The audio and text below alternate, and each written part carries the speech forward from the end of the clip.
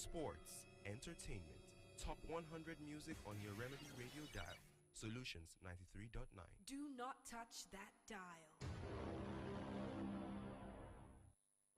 News, sports, entertainment, top 100 music on your Remedy radio dial. Solutions 93.9. Do not touch that dial.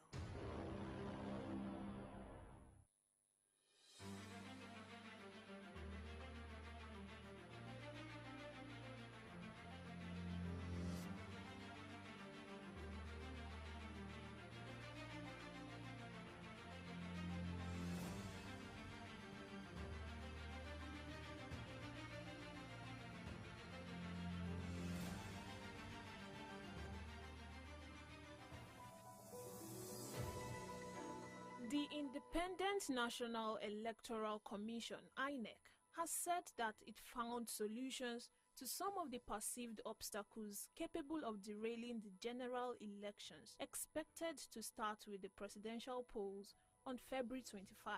The Commission for the Upteenth Time also assured Nigerians that the general elections will hold as planned, coming barely 24 hours after the National Security Advisor, Major General Mohammed Mongono, also assured that the polls would hold as planned. Chairman of INEC, Professor Mahmood Yakubu, who gave the assurance while speaking to State House correspondents after briefing the Federal Executive Council, FEC, in Abuja, said the Commission would brief the Council of State on its preparedness towards conducting a transparent election.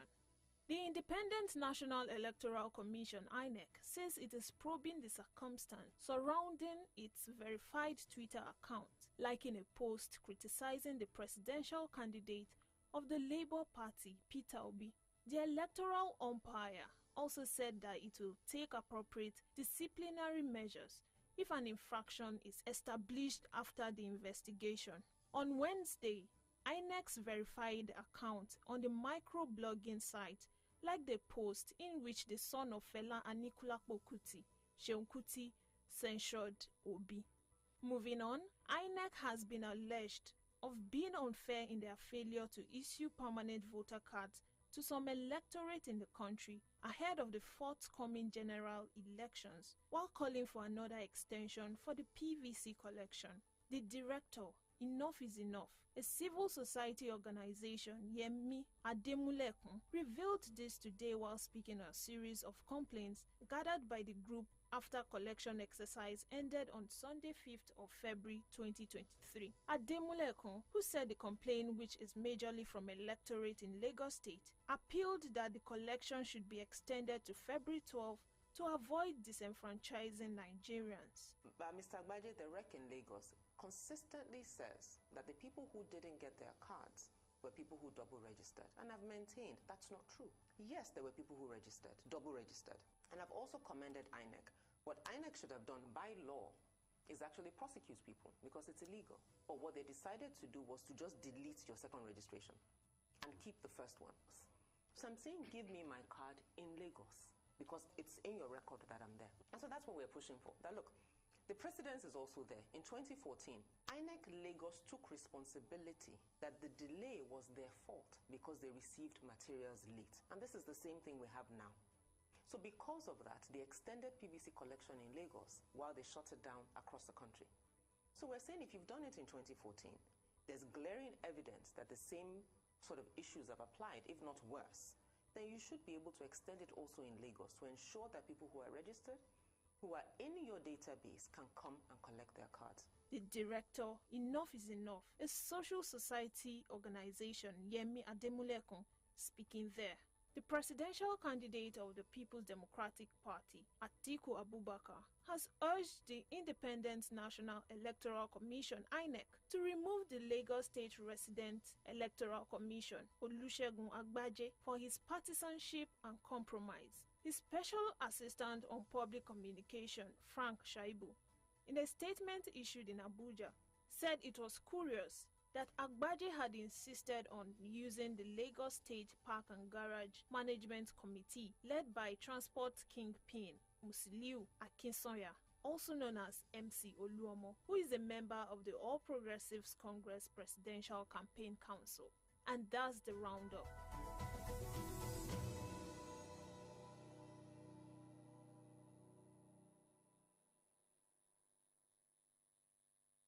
News, sports, entertainment. Top 100 music on your Remedy Radio dial. Solutions 93.9. Do not touch that dial.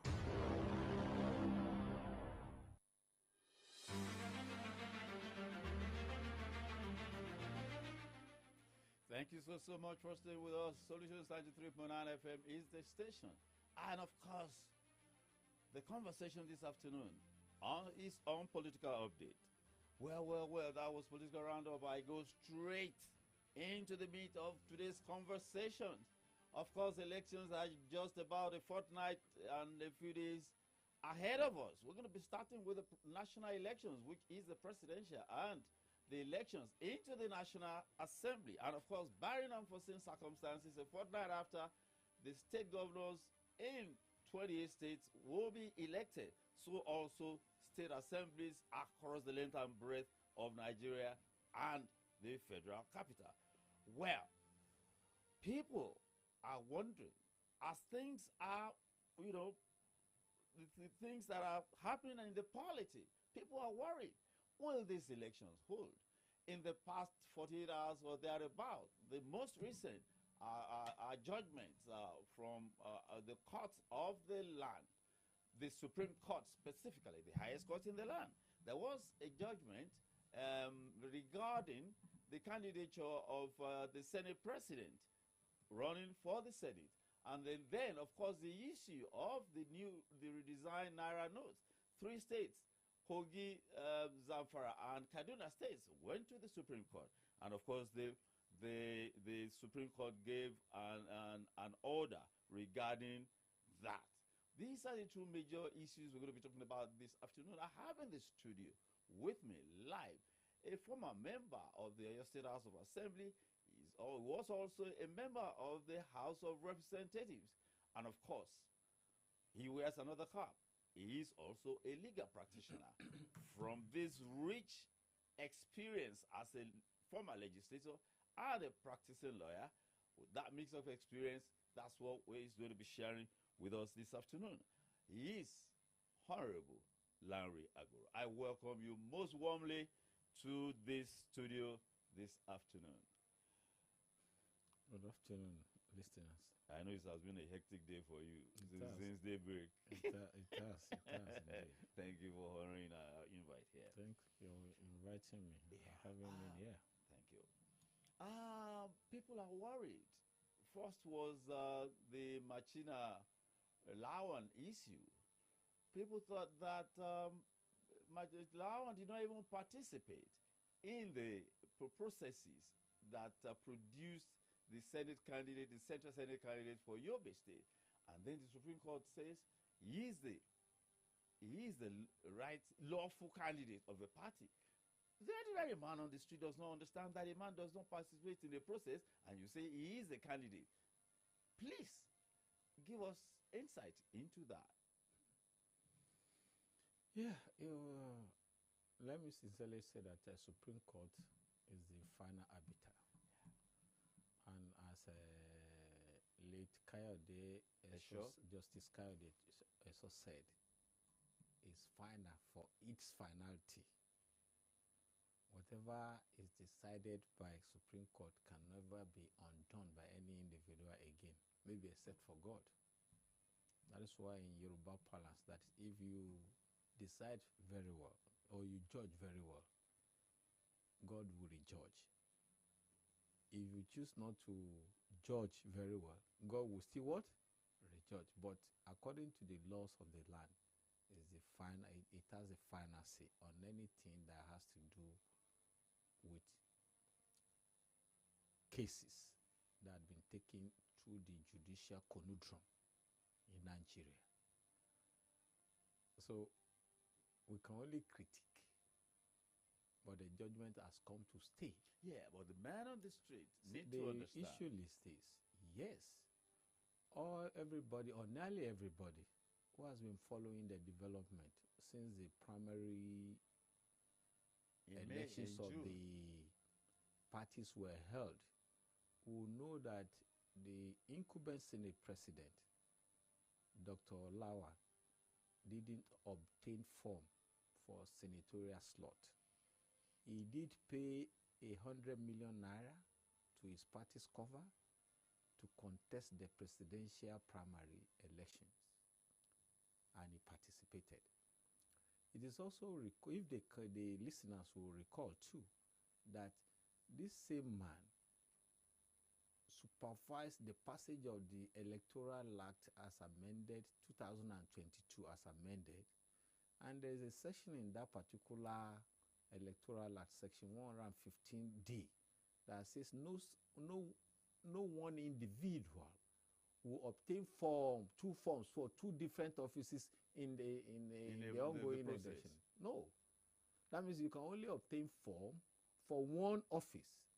If you choose to contest for House of Representatives, you only pay for that form. You can't pay for House of Rep, at the same time pay for Senate, and at the same time pay for governorship, or even more. That is the provision of the Electoral Act, or section 115 D or so, or thereabout. That is one. And everybody who had been following the development will know that that was actually what happened to Lawan. Subsequently, after he lost out, the party claimed that they organized. He didn't participate in the slated primaries for the senatorial aspirants, of which Machina won. He didn't participate. They claim they organized another one, maybe to pacify him. So the first one he didn't do, and there was no notice to the effect that the very first senatorial primary election was cancelled.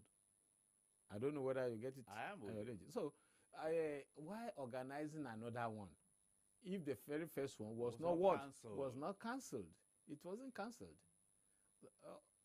And on the basis of that, they went ahead to submit Lawan's name as against the party, the APC, that is All Progressives Congress. They submitted Lawan's name as against submitting Machina's name that participated in the first primary that was not cancelled. So he went to court. But there are so many things. Like I used to say, the Supreme Court has the appellate power, the final appellate power. But recall too, the Supreme Court also has what they call original jurisdiction. And their original jurisdiction is derived from Section 232 of the 1999 Constitution as amended. We will get there, we'll do some explanations. But beyond that, he went to court. There's two things we need to note here. The first thing is there is what they call practice direction, the way the processes in court should go. That is, there is also what they call rule of court, rules of court. The practice direction vis-a-vis pre-election matter says any pre-election matter should commence via writ of summons. And let me also say here that when you want, there are two sides to cases in court. You have criminal matters and you have civil matter. But when you want to do civil matter or matters, there are two ways to commence civil matters. There's what they call writ of summons, and there's what they call originating summons. Practice direction, that is the way the head of court used to do it. This is the way things should go. He said pre-election matters should commence via writ of summon.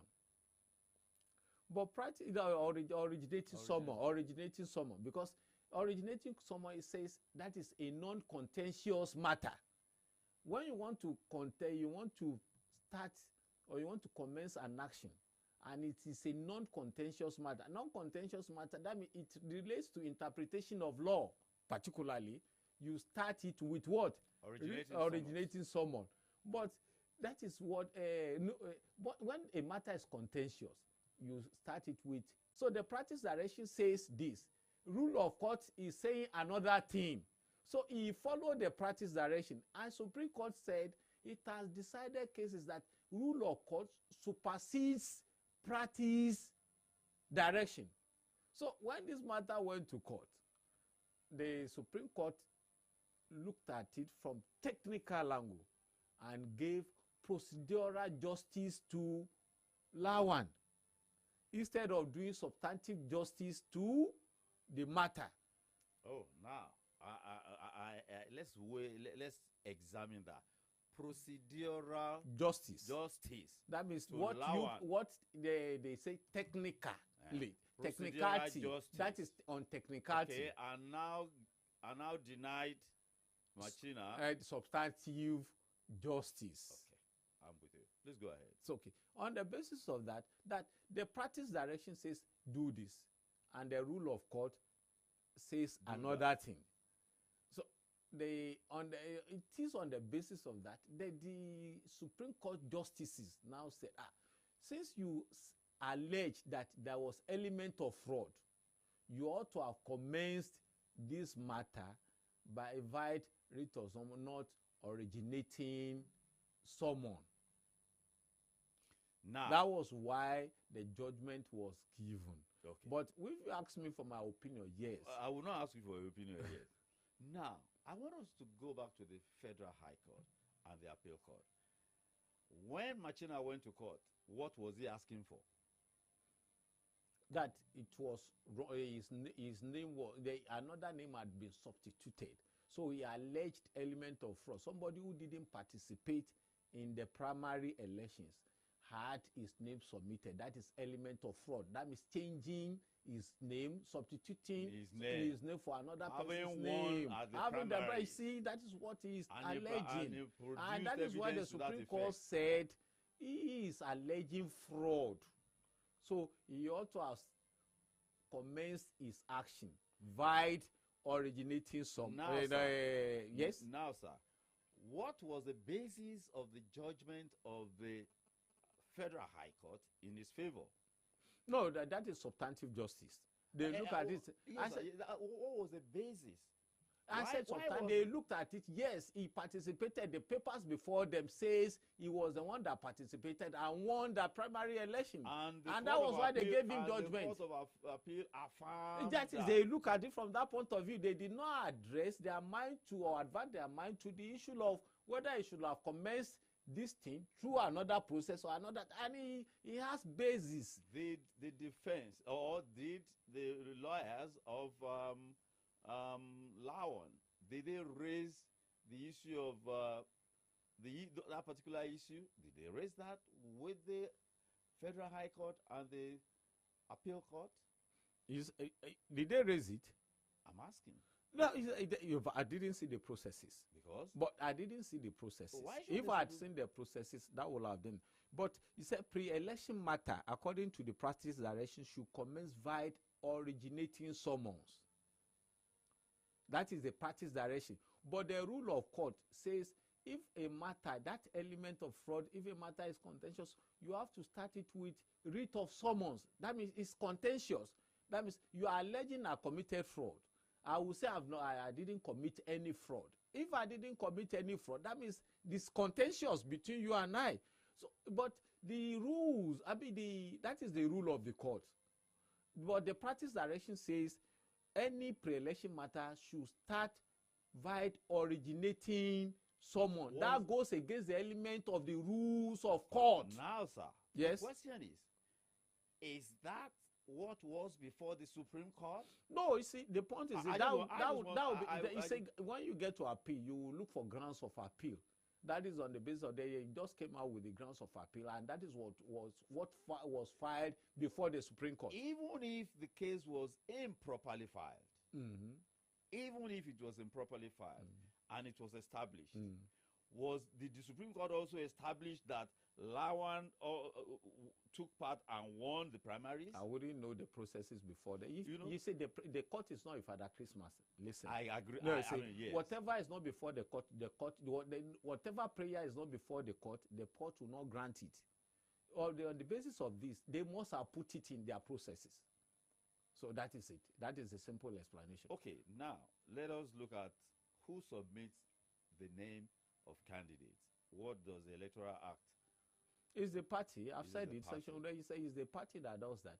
So with that judgment now, we are going back to the jungle again. We are where going back to the jungle. Yes, where the party can just decide to submit any person's This name. is what the Supreme Court has affirmed That is now. with what has happened. With what has The happened. That is the Supreme Court- implication. the Supreme No, Court is not- that is the implication. That is the implication.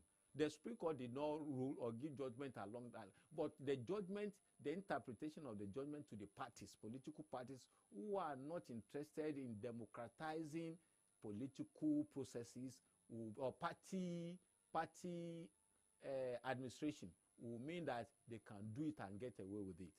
They did this one. and They have gone away with successfully. that. Yeah, successfully. That is it. That is the implication.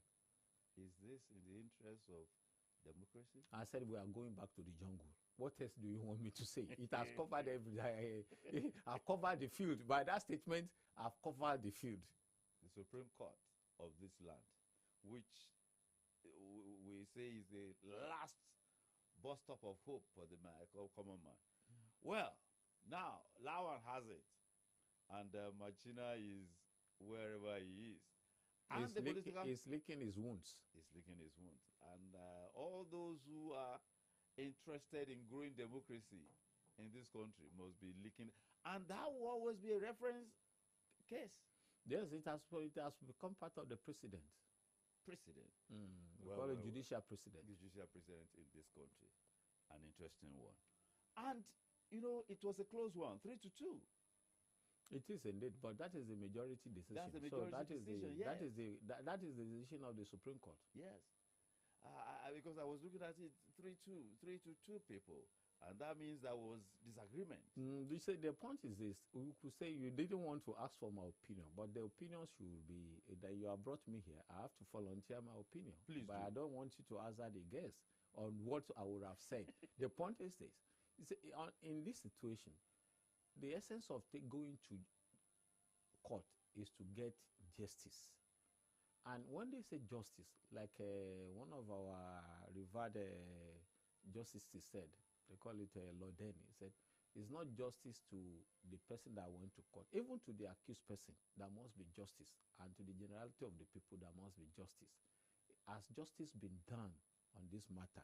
That's why I said procedural justice was given to Lawan, but substantive justice was denied to Machina.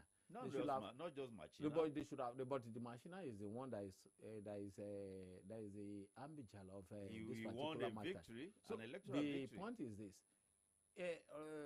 what is the substantive? What is the end of any litigation? It's about justice. They should have looked at it from that view, and we have been speaking about technicality. That some people will rely on technicality, that you didn't do this, you didn't do that. Even if you have a better case or a genuine case, this is where it ends. So the end of any litigation should have been justice. I believe justice has not been done on this matter. Now, let's go back to the fundamentals. Rules of practice. Rules of Court and practice direction. They infringed on the rule of the court now. That was what they infringed on. That is what they did not, you know. That is it. They said rules of court supersede The rules of practice. no practice direction. Practice Direction. But it's also part of it. You see, that is why when you go to section, is it section 3? Maybe section 1, subsection 3, or section 3 of the 1999 Constitution as amended. They call it section 1, subsection 3. The inconsistency clause. Yes, the inconsistency clause. That is, if any law or any provision or section of any law is inconsistent with the provision of the Constitution, that law or that section of the law is null and void to the extent of its inconsistency. So when like the practice direction now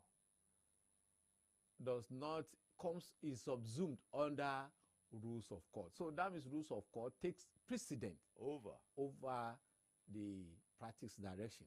And they said severally, Supreme Court had ruled that rules of court takes precedent over practice direction. So those who issue practice direction now should be able to match the thing together. The judgment will serve as a what? As a correctional window for the heads of the court that issue out practice direction to be able to correct the lacuna. But we are back in the jungle. No, you are saying that. You are saying that. Is a very, very serious. Now that you are saying that. That's very serious for the democratic process in this country. Well, let's move on. And the second issue is the one that came before the Supreme Court regarding the redesign Naira and the validity of the old Naira notes, when it will become become illegal, when it will cease to become legal tender. Now, led by Kaduna State, Kaduna, Zamfara, and Kogi State, went to the Supreme Court and asked it to rule that in view of the hardship and all of that that people are experiencing, the central bank should, with the legal tender, the old Naira notes should continue to be legal tender. Of course, the central bank had 10th February as a target, but the Supreme Court has said they will hear the case on the 15th. They were asking for it was an ex parte order. I remember I was involved in a little something like this, ex parte order. The CBN was not put on notice, and then they gave that order. From my layman's point of view, why a very serious thing like this? Why was the CBN was not put on notice? That's why it is ex parte. Ex parte is when the other parties are not in court. So why were they not put on notice? No, see, you have the right. When the reason is that when the matter you have taken before the court, you believe will be destroyed if you are putting them on notice, because there are ways you go by it. So rules of law will tell you, if you file a matter, you give some people maybe 14 days or 7 days to respond. And this thing, by the time you go ahead to observe all the rules, the matter will have been destroyed. We call it the rest will have been destroyed. That particular thing will have happened.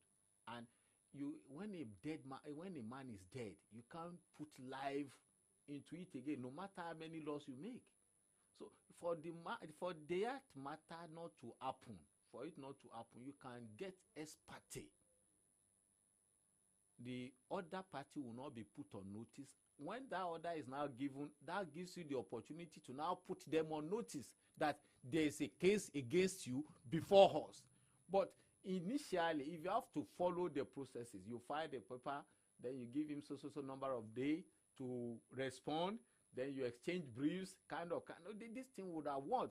The time will have gone, and the matter will have been what?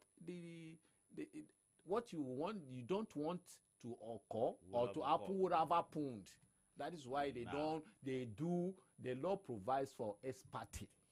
And you give that ex parte so that you don't destroy the matter. They want to kill somebody tomorrow, execute somebody tomorrow, officially, because he has been convicted. And you find out that if you they would have given the conviction, it would have been what? It would have been executed. And you can just go, you can go back to court. It's okay, you get ex parte, then they say, please, for God's sake, don't do it tomorrow. So other parties will now be put on what? On notice. So we now file their papers, your papers, they will exchange papers, they will go and serve them, they look at it, then they will also respond.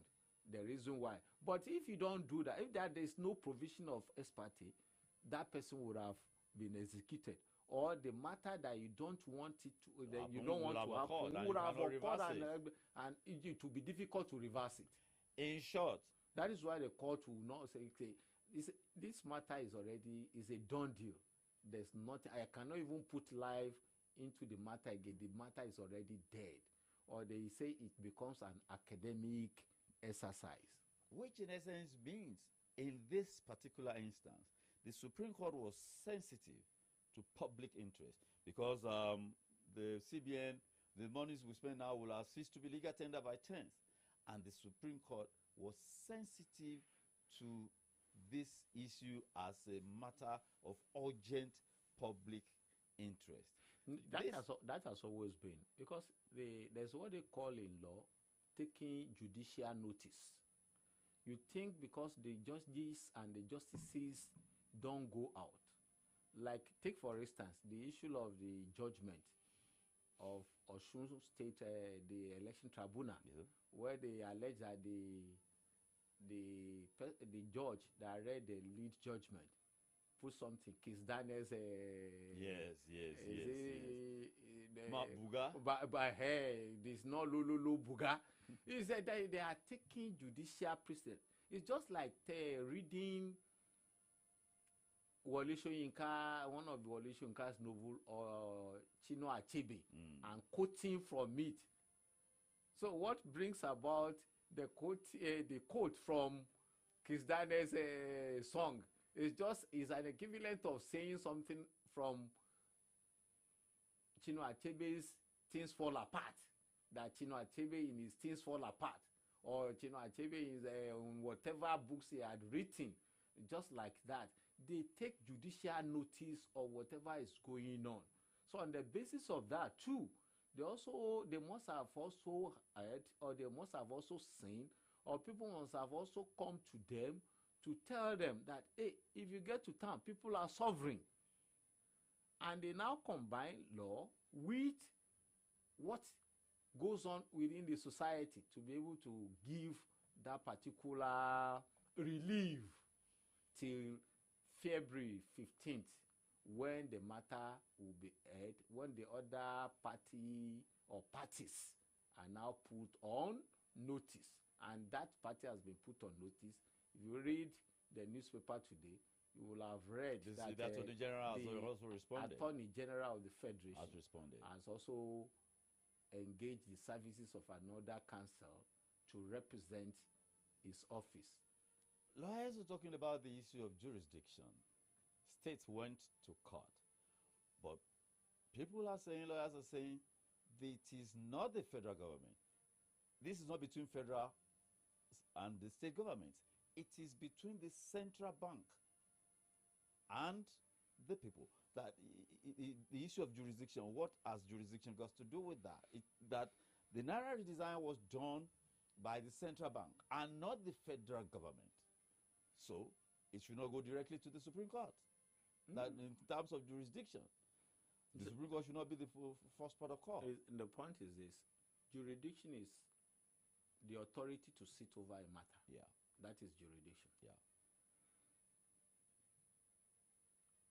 In the processes that we have read, the name of CBN was never mentioned. Yep. So the states that went to Supreme Court against the federal government. Attorneys General of those three states, except for Rivers State that claims that is saying it wants to join the suit now. Attorneys General of those states against the Attorney General of the Federation.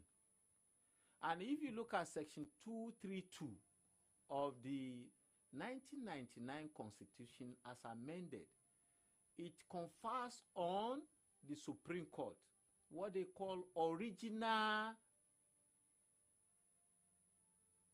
jurisdiction on Supreme Court. When a matter, what you know is that Supreme Court is an appellate court. But there is what they call appellate jurisdiction, there is what they call original jurisdiction. Original jurisdiction in this wise is that if there is any problem or any issue between the federal government and the state government, the court to go that relates to interpretation of the law, the court to go is not Federal High Court, but to what? To Supreme Court. Is this between the federal and state government? That is what, listen. That is what it is. The matter between any state government or states and the federal government. Two, any matter between the states or between any state at all, then any matter between the federal government and the National Assembly. And another thing is that there's what they call, in some years back, the National Assembly violated that provision of the law, that is section 232 of the 1999 Constitution, empowers the National Assembly to also confer more additional jurisdiction, original jurisdiction on the Supreme Court. And that has been done some years back. And the additional jurisdiction gives the Supreme Court the authority or the jurisdictional power to sit over any matter between the National Assembly and the state houses of assembly, or between the state house of assembly and their respective state executive council, and on like that. That is original jurisdiction. When the matter is to be commenced, you either go to the state high court or the federal high court. But on this matter, if it relates to the state and the federal government, the state went to court, asked the plaintiff, and they sued the Attorney General of the Federation as what? As the defendant or respondent in this matter. That is why, no, forget that. No, there's no clarification on that, other than it is a state against the federal. Forget about what they are fighting. The CBN. That's it. Forget about, don't confuse people. I told you the state against the federal. So what they are saying that it is then when you are when they get to court on February 15, it is then all these things will come up. Okay. Forget about it now. Where they have gone to, the law has given them the right. What that now on the issue of jurisdiction is what you are now asking. It is jurisdiction. And let them go and argue it out. Okay. They did not put CBN there. If the name of CBN had appeared as a defendant on this matter, that is when you as a layman will be claiming jurisdiction. Let them go and argue their matter before the justices of Supreme Court. And you are not one of their counsel. Are you one? You are not. So why are you arguing? But it's not curious. The law is so clear. When there is any issue between the federal government and the state government, and 3 state governments against the federal government, that is the call to defendant. You as a layman will know that the case is wrongly commenced. But CBN is not there. They play safe. Strategic offense. No, they play safe by saying 1. It is the state government.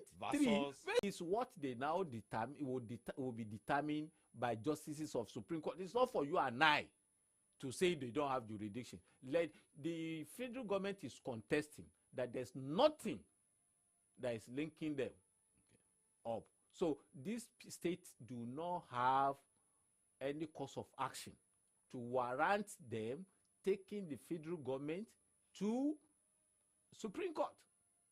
They are stating that. So they are placed safe by not adding CBN.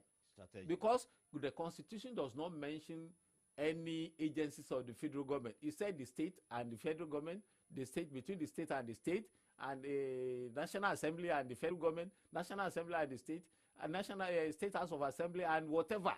That is what the law has said, not the agency. But if you are doing anything against the agencies of the federal government, Section 251 of the 1999 Constitution is so clear. Where do you commence your actions? Go to Federal High Court. I hope that is is done. Yes. Now, at least Nigerians have some relief, at least until 15 February. I know why are you saying jurisdiction then? If you know they have the at relief. Least they have relief. If you know that. There's some relief for Nigerians. Indeed. But the question is, even the old notes, we don't even see them. Not to talk of the new ones. You want the court to rule too that they should make them available. No, I mean how long will the question is how how long long will this this you want last? us to go into relief economic by making some explanations on the economy. The point is this: how did this thing start? Politically, we might not be able to go there, but the economic sense of it is that I commend the initiative. It's well conceived. It is well conceived. There's what they call in economy open market. Open market is that like Bodija, you know they sell food stuff there. If somebody goes to Bodija to say he bought his car there, that is not an open market. The court will look at it from that point of view that this is not an open market, because in Bodija market they do not sell. It's not auto market. But if somebody comes here and says he bought a bag of rice along this your road here, okay, Ado, you already know that there is a place for auto mart where they sell cars. Those are all the rules in the open market. We also need to change for those people who hold currencies too, and some other benefits. But in the last 20 years, I doubt if Nigeria had changed the currency thereabout. But that is one. But beyond that, the timing is wrong.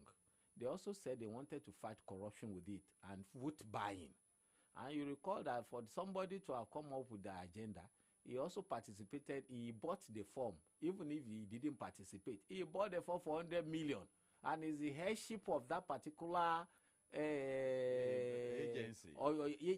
And, so he didn't resign, and because maybe people thought he was fighting back. Fighting who? The person that won the primary of his supposed party. Of his supposed party. Because nobody knew him, and he's not supposed to be registered in his ward. Yeah, he should have resigned because he has no shame. Like somebody said, a shameless person does not have shame. You can't shame a shameless person. He does not have shame, and people of his ilk should also know today that if you are in charge, you don't have to overstretch the polity, and your luck too. He has overstretched his luck by doing that. I want to ask. But let us go to what I'm trying to explain is this. That policy is well conceived, but the implementation is wrong, and it dwells on incompetence of the headship of that agency, and perhaps the government itself. If you are targeting because there is a rat in this house or in this building, and you want to kill the rat, you now set the whole building ablaze. That is what they have done for Nigeria. That is a serious man. It's a very serious analogy. No, that is what it is. If you are looking for a rat and you set the whole building, you see with the discomfort, see the hardship. See the hardship that occasions resentment against the polity. Even against banks. Can you imagine that? So that is why I said it's because of one person that you have set the whole place ablaze. That is one. The other one is this. With what has happened, I expected you claim that the money supply, there's what in economy, there's what they call money supply and money demand. The money supply into the economy, according to the CBN, is about 3.32 trillion. That only about 600 billion of it is within the banking arena. That about 2.72 trillion had been taken away from the banking arena and stashed away by some individuals. Are not working for the economy. That is what. So he wants that much back into the banking system, or he wants to render that much redundant and useless to those people that warehouse them. So let me just finish. Okay. If I land, you won't ask that question, I believe. The point is this: after that had happened, they changed the currency, and you now gave us certain number of days to. But when it happened in 1983 or 84, we were just about 56 or 80, about between 56 and 70 million people. You claim we are now 200 million people, and I give you this analysis. I used to give it anywhere I go. Yobe State has 17 local government area structure. Only 4, according to their governor, have banks. The remaining 13 local government areas do not have banks. Borno has 27 local government structure. Only 2 have banks. Oyo State has 33 local government area structure. About 7 or 8 of them do not have banks. And I can mention those ones because we are in Oyo State. Kajola local government area does not have a bank. Iwajowa, Itesiwaju, Shaki East, Atisbo. I doubt if Ibarapa North has. Where do they keep their money? Sometimes they move. Those who have a need for it will have to move to where the neighboring places they have banks. Those who do not have, because of the economy activities there, a hunter does not have a need what? For a bank account. He kills his rat and he's selling along the road. The moment you approach him, you give him the currency, he takes and he gives you his skill for that day. Kaduna, as cosmopolitan as it is, the governor came out to say that 2 local government areas do not have banks and 10 has a branch of a bank each. And the population is, you are talking of 40,000, 50,000. Sometimes the least you can get is about 100,000. Let me start with that. We got to go. So on the basis of this, the policy is well conceived, but the implementation is not is wrong. Again, is that you have not even liberated the platforms. You say people should transfer. They have there is no infrastructure. That is one. In places where they have cashless economy, demonetization of the economy, all these things do not have. By the time you make a transfer now, there will be an alert telling you that they have deducted 26 naira, so naira, 50 naira. These are things that you ought to have removed before you get to this level. So on the basis of this, is ill implement time and not well implemented, but it's well conceived. On the basis of that is why we have this crisis. Now, they have been able to retrieve 1.9 trillion back into the coffer, and people are suffering. Now, sir, as we wrap this up, I want you to speak in a minute into the coming elections. How will the election go? I've always said it. Section 135 of Section 3 talks about what? About if the election could not hold, in the opinion of the president, if Nigeria is at war and the election could not hold, then the president will begin to send bills to the House for extension of the tenure for every 66 months. If having said that, we'll pray with this crisis. We are not at war, but we have internal war within ourselves. You got me? I hope it does not generate into another thing else. The president, with the Council of State meeting tomorrow, with all the 36 state governors present, former heads of state present, CJN, President of the Senate, Speaker of House of Representatives, and Attorney General of the Federation present tomorrow, two heads should be better than one. Two good heads should be better than one. I hope they will have seen through the veil and they will come out with policy and extend it beyond even June till December this year, so that we will have peace and you will see the calm in the storm. Thank and you I pray for so the much. good of Nigeria. Thank you so much. It's always, anyway, an interesting and insightful and engaging one with you, Honorable Lanre Aguru, former member, House of Assembly, Oyo State, former member, House of Rep, and of course, a legal practitioner. Well, our listeners and viewers, it's a wrap on today's edition of Political Update on Solutions 93.9 FM. God bless you all. God bless our union. It's been Ayodeji Ajishoko presenting with favor Oloruntola producing me. Bye for now.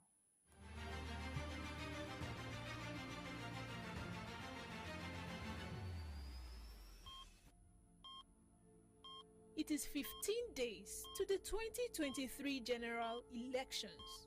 Remember, our nation